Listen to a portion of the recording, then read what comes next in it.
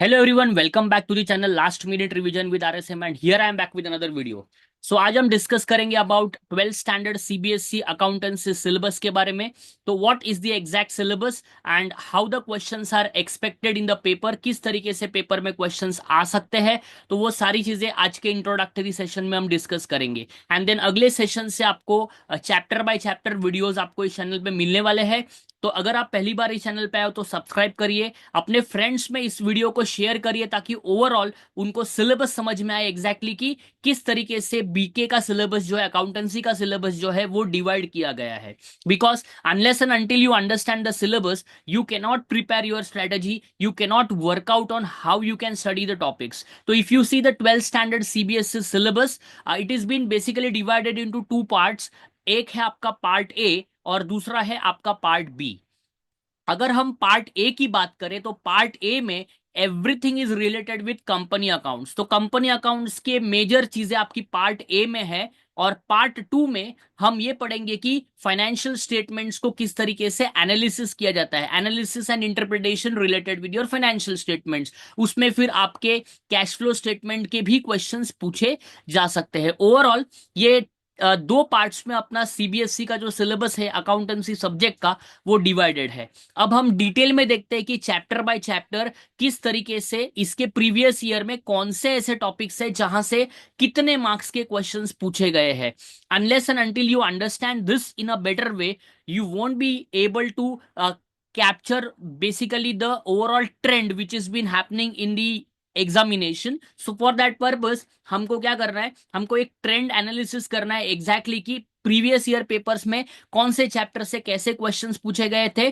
तो उसके बेसिस पे हम अपनी स्ट्रैटेजी बनाएंगे और उसके बेसिस पे हम प्रिपरेशंस करने के लिए बारे में सोचेंगे। तो उस तरीके से आपको ये वीडियो जो आज का है वो काफी इंपॉर्टेंट है, इसको ध्यान से देखना है। ओवरऑल सारे चैप्टर्स के बारे में मैं एक एक करके बताऊंगा कि कहां से कैसे क्वेश्चंस पूछे गए हैं प्रीवियस ईयर्स में, सो दैट हम एक स्ट्रैटेजी बना पाए और उस स्ट्रैटेजी पे हम एक्चुअल वर्कआउट कर पाए। तो चलते हैं सीधा डिस्कशन करते हैं ऑल टॉपिक्स के बारे में and the marks for which it was asked in the paper. देखो, अगर हम पार्ट ए की बात करें तो पार्ट ए में सबसे पहला जो टॉपिक है that is accounting for partnership firm, जिसमें आप पार्टनरशिप फर्म के बारे में पढ़ेंगे। उसमें हम overall partners, capital accounts, profit and loss account, valuation and treatment of goodwill, इसके बारे में पढ़ेंगे। जो हमारा सेकेंड पार्ट है that is reconstitution of partnership firm, change in profit sharing ratio among the existing partners, इसके बारे में हम पढ़ेंगे। Then the third topic which we are going to study that is reconstitution of the partnership firm, जिसमें हम admission of partner, introduction के बारे में, रिवैल्यूएशन अकाउंट होता क्या है, एडजस्टिंग ऑफ कैपिटल्स, उसके बारे में हम डिस्कशन करेंगे। देन द फोर्थ पार्ट जो है, fourth part we are going to study about the part related with reconstitution of the capital, जिसमें हम overall retirement of partner and death of partner के बारे में पढ़ने वाले हैं। अगर हम ओवरऑल इस पार्ट ए की बात करें तो पार्ट ए में everything is totally focus on company accounts. तो पार्ट ए में हमको सब कुछ कंपनी अकाउंट्स के ऊपर फोकस करना है, जैसे कि इश्यू ऑफ शेयर्स है, इश्यू ऑफ डिबेंचर्स है, फिर उसके इश्यू ऑफ शेयर्स में बहुत सारी चीज़ें आती है, वो डिटेल में डिस्कशन करेंगे हम। ट्रीटमेंट ऑफ गुडविल है, डिसोल्यूशन ऑफ पार्टनरशिप है, admission of partner, retirement of partner, death of partner and as well as dissolution of partner. ऐसे बहुत सारे कंसेप्ट्स हैं जिसके बारे में हम पढ़ेंगे।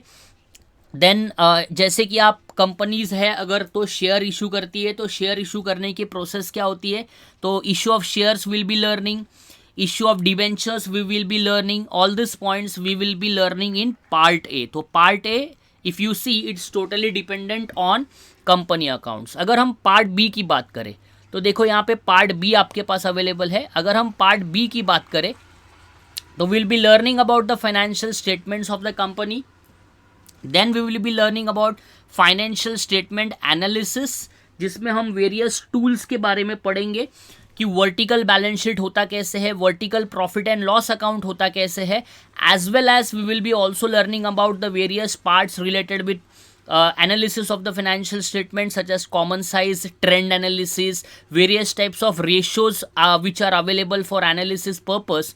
The classification of accounting ratios also we will be learning in part B, and there will be a topic which students find little bit difficult, and that topic also will be learning in detail which is called as cash flow statement. तो ये overall अगर हम syllabus की बात करें तो आपका जो सिलेबस है वो दो पार्ट्स में डिवाइड हो चुका है. एक है आपका पार्ट ए और दूसरा है आपका पार्ट बी.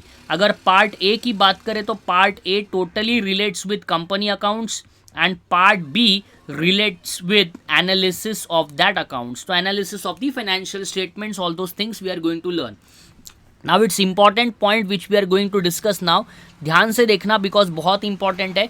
अगर हम पार्ट ए की बात करें तो पार्ट ए में प्रीवियस ईयर 2024, 23, 20, 2019 और 2018 ये ईयर्स में जो आपके टॉपिक वाइज कितने मार्क्स के क्वेश्चंस पूछे गए थे वो यहाँ पे मैंने दिया है, ताकि हम एक ओवरऑल स्ट्रैटेजी बना पाए कि कौन से चैप्टर से कैसे क्वेश्चंस आए हैं. First of all concepts of partnership and partnership deed 1 mark का क्वेश्चन यहाँ पे पूछा था. फिर computation of appropriation items and charge items, ये सब हम डिटेल में पढ़ने वाले ताकि आप ये जो कंसेप्चुअल बेस्ड क्वेश्चंस है वो सॉल्व कर पाए. Because analytical thinking is very important when you appear for CBSE examination and if you appear for any state board examination उसमें बड़े क्वेश्चंस पूछे जाते हैं. यहाँ पे सारे कंसेप्चुअल बेस पे क्वेश्चंस है. सिमिलरली 2023 में भी यहाँ पे बहुत क्वेश्चंस आए हैं. 20 में भी एक 1 मार्क का क्वेश्चन है, 19 में भी है. Similarly partners capital accounts profit and loss account पे 1 मार्क का क्वेश्चन, यहाँ पे भी 1 मार्क का क्वेश्चन. 19 में थोड़े ज़्यादा मार्क्स के क्वेश्चन यहाँ पे आए थे. फिर past adjustments and guarantee of minimum profit to the partner, वो सब सैक्रिफाइस रेशो और वो सारी चीज़ें भी इसमें कैलकुलेशंस के बहुत सारे क्वेश्चंस पूछे जाते हैं. इसमें भी हर साल आपको यहाँ से पेपर में क्वेश्चंस आए हैं. देन अगर हम valuation and treatment of goodwill की बात करें तो यहाँ पे भी एवरी ईयर 3 ईयर्स में तो पेपर में क्वेश्चन आए ही है. Then if you see adjustments required at the time of change in profit sharing ratio, that is sacrifice gain और वो सब ratios आते हैं, न्यू रेशो, यहाँ पे भी क्वेश्चन है. Every year 1 mark, 3 mark, 4 mark, 6 marks के क्वेश्चंस आपको पूछे हैं. देन अगर हम आगे बढ़े रिकॉन्स्टिट्यूशन के बारे में, तो अगर रिकॉन्स्टिट्यूशन के बारे में डिस्कस करें तो रिकॉन्स्टिट्यूशन में ओवरऑल जो क्वेश्चंस आए हैं वो आपके यहाँ से जो क्वेश्चन आए हुए हैं ये चेक कर लेते हैं एक बार. इंट्रोडक्शन में भी 1 मार्क्स मतलब एवरी ईयर इंट्रोडक्शन पे क्वेश्चन है. ट्रीटमेंट ऑफ गुडविल पे भी एवरी ईयर क्वेश्चन है. Revaluation of assets and liabilities के ऊपर भी हर साल क्वेश्चन है. तो इसमें से हमको अभी ये फाइंड करना है कि जो हर साल क्वेश्चंस पूछे जाते हैं वो हर साल क्वेश्चंस जहाँ से भी पूछे गए हैं उसके ऊपर हम ज़्यादा फोकस करेंगे, सो दैट आपके ओवरऑल चीज़ें जो है वो क्लियर हो जाएगी.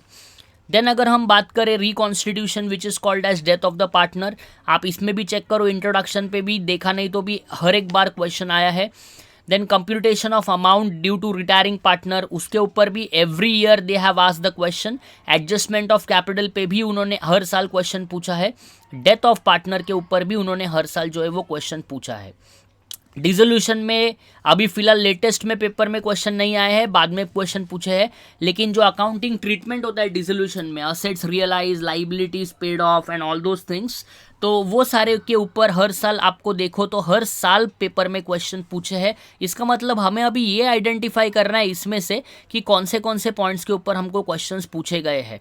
देन अगर हम इशू ऑफ शेयर्स की बात करें तो every year we have questions on that. और ये लोग डायरेक्ट क्वेश्चन नहीं पूछते हैं, ये लोग फोर फीचर, री इशू, कंसेप्चुअल बेस पे क्वेश्चंस दे आर आस्किंग. फिर हम अगर पार्ट बी पे चलते हैं तो अगर हम पार्ट बी की बात करें तो देखो पार्ट बी में फाइनेंशियल स्टेटमेंट एनालिसिस पे भी हर साल क्वेश्चंस आया है. फिर जो common size comparative trend analysis होता है उसके ऊपर भी every year they have asked the question. Introduction to ratios के ऊपर भी हर साल है. और क्लासिफिकेशन ऑफ रेशियोज पे तो आप देखो हर साल इसके ऊपर है. इसका मतलब हमें रेशियोज के ऊपर पार्ट बी में से ज़्यादा फोकस करना पड़ेगा और वो मैं आपको बताऊंगा किस तरीके से हमको रेशियोज के ऊपर फोकस करना है. देन कैश फ्लो स्टेटमेंट की अगर बात करें तो investing activity, operating activity, financing activity, ऐसे इसमें कुछ कैलकुलेशंस होते हैं. एंड उसमें फिर इनडायरेक्ट मेथड और डायरेक्ट मेथड होता है. तो उसमें एक फॉर्मेट बेस्ड कैलकुलेशन है, वो भी मैं आपको सिखाऊंगा कैसे आप कैश फ्लो स्टेटमेंट आपको याद रखना है. तो ये सारी चीज़ें हैं कैश फ्लो से रिलेटेड, इसमें भी आपको हर साल कहीं ना कहीं 1-1 मार्क्स, 2-2 मार्क्स के क्वेश्चन या 6 मार्क्स के क्वेश्चन कैश फ्लो स्टेटमेंट के ऊपर भी पूछे हैं। तो ओवरऑल सिलेबस की अगर बात करें तो मैं फिर से एक बार ब्रशअप कर लेता हूँ। ओवरऑल सिलेबस 2 पार्ट्स में डिवाइडेड है, पार्ट ए और part B. Part A is been related with accounting for partnership firms and companies, and Part B is related with financial statement analysis.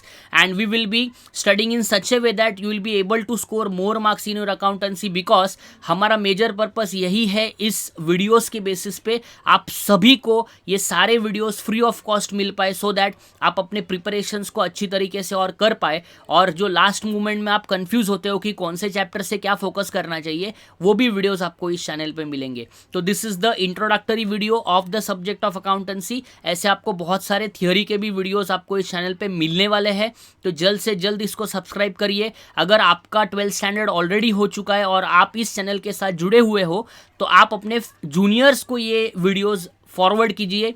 Maharashtra board का भी आपको videos इस channel पे मिलेगा।